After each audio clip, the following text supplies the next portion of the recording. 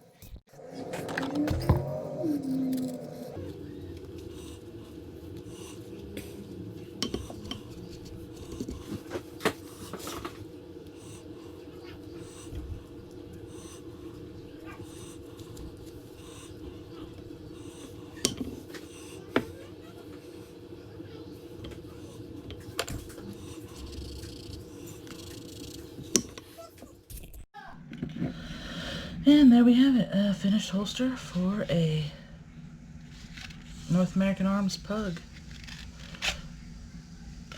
It's just a simple little pocket holster. This is meant to hook onto the corner of your pants and keeps your trigger covered.